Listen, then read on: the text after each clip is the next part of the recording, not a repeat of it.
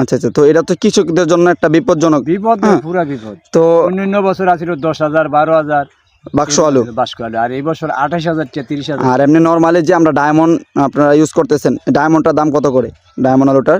Diamond আলু মানে বাস্ক একই রাখতেছে।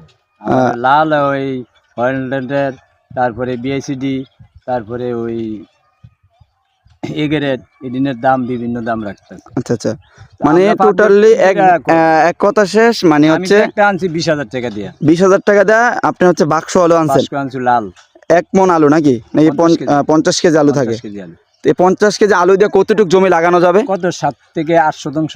7 থেকে 8 শতাংশ জমির মধ্যে আপনি আলু লাগাবেন 20,000 টাকার আলুই।